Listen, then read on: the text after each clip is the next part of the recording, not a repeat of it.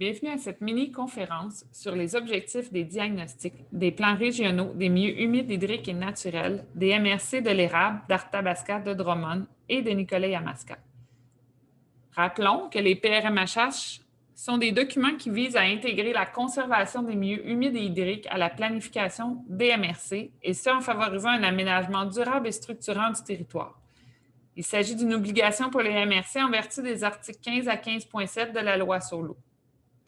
Pour de plus amples informations, nous vous invitons à visiter patrimoine-naturel.ca.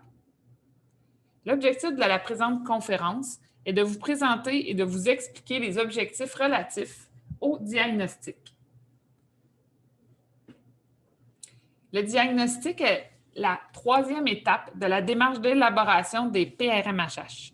Il vise à déterminer les grands enjeux environnementaux et la contribution des différents milieux naturels à ces grands enjeux environnementaux. Il comprend 4 étapes, soit l'établissement d'unités de diagnostic. Ici, vous pouvez voir que pour le Centre du Québec, nous avons identifié 70 unités de diagnostic. Pour chacune des unités, nous établissons les forces, opportunités, faiblesses et menaces. L'établissement provient des informations contenues dans les portraits et différentes analyses géomatiques. Par la suite, nous établissons les grands enjeux environnementaux et nous faisons une analyse géomatique pour évaluer la contribution des milieux naturels à ces grands enjeux environnementaux. L'ensemble de ces 4 étapes forment ce qu'on appelle le diagnostic. Le diagnostic mène à la seconde étape, aux engagements de conservation, où on établit les orientations, les objectifs ainsi que les choix de conservation. Ces grands éléments nous emmènent à identifier des milieux humides, hydriques et naturels d'intérêt pour la conservation.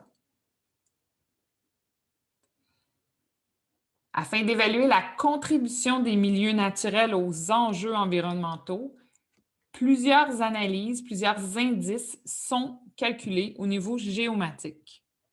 Ici, nous ne ferons pas le détail et nous n'expliquerons pas l'ensemble de ces indices, de ces analyses. Nous vous invitons à lire, à aller consulter le document méthodologique soutenant l'analyse de ces indices.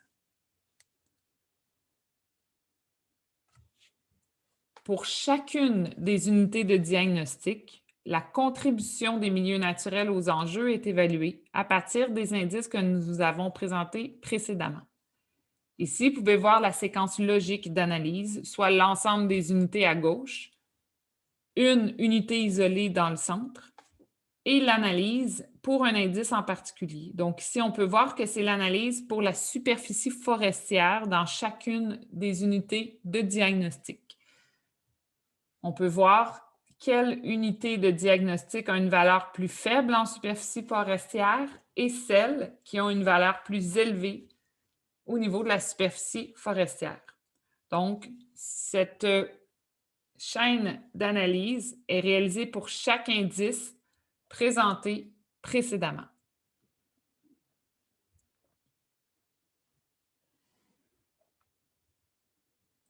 En terminant, nous vous rappelons les grandes étapes du diagnostic, soit l'établissement d'unités de diagnostic, l'identification des forces, opportunités, faiblesses et menaces pour chacune de ces unités,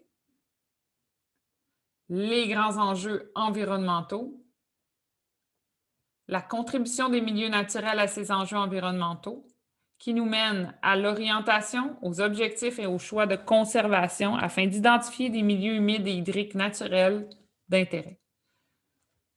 Nous vous remercions. Et si vous avez des questions ou des commentaires relatifs au diagnostic, nous vous invitons à écrire à info@crecq.qc.ca ou visiter patrimoine-naturel.ca où l'ensemble des documents relatifs au diagnostic vont être disponibles à compter du 15 mars 2021.